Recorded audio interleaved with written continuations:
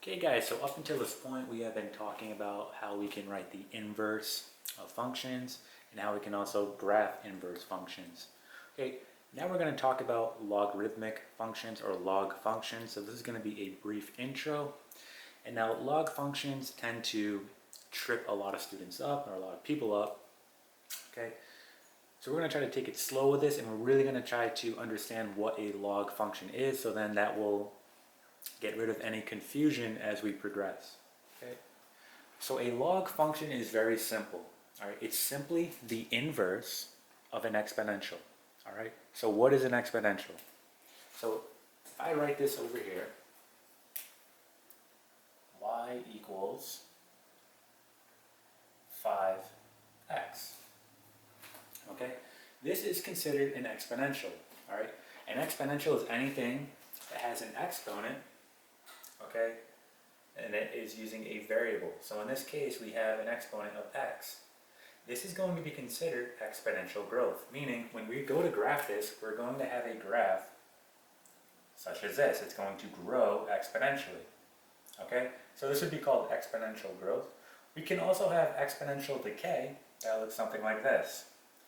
All right, and very simply, if you want to differentiate between the two, as you increase on the x, and if your function increases as well, it'd be considered exponential growth. As you increase on the x and your function decreases, well, that's going to be called exponential decay. And we will get into that later on, but for this video, we just want to stick to the basics, all right? So here we have our exponential, and why don't we go ahead and graph this guy? So if you were to graph this, all right, you could use a graphing calculator if you wish. All right, I'm just going to get 1 point here. So we know it's going to cross at 0, 1. Again, you could do this in your graphing calculator, or you could make a table of values. All right, but it's going to cross at 0, 1, and we're going to have a line, okay, that looks something like this. It's going to increase exponentially like that. All right, so here is this function graphed, right? Now, what happens if I take the inverse now of this exponential? How do we do that?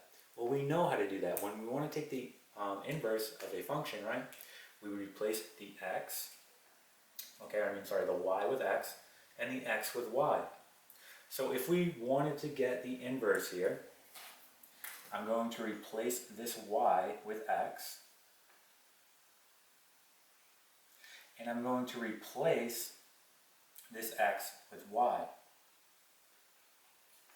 Okay? And if you were to graph this now, okay, using your graphing calculator, you could do this. You would get something like this. Since this is the inverse, if this is 0, 1, well, this must be 1, 0, right? Because we're switching the x and y, right? 0, 1. This is x, this is y. So if we graph the inverse, these values are going to get switched, and we'll have it at 1, 0, okay? And if you were to graph this, you would get a function that looks something like this, okay? Now, this is the inverse of this exponential. We can write this in another form, and it's called, we can write it as a log function. So once we take the inverse of an exponential, we can write it as a log function. And you just need to follow these basic rules here. Okay, so I'm going to give you the format here. So I'll write it right underneath. And we're going to have here x equals by, okay, and then log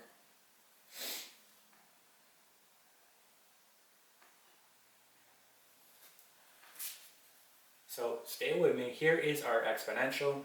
We just wrote the inverse, and it's in this format right here. X equals 5 being our base, and then y.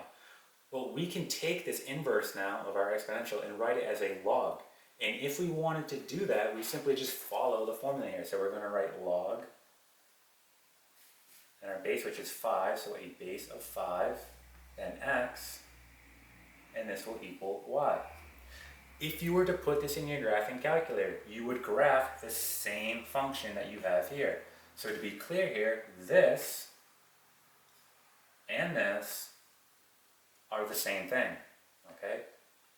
They are exactly the same. If you were to graph them, they would be exactly the same.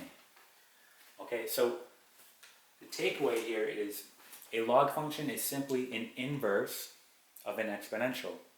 And once we have that inverse written, okay, rather than leave it in this form where it says x equals by, we can write it as a logarithm, such as this.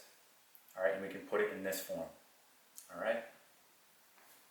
So that is a brief intro into log functions. All right. Next video we'll get a little deeper.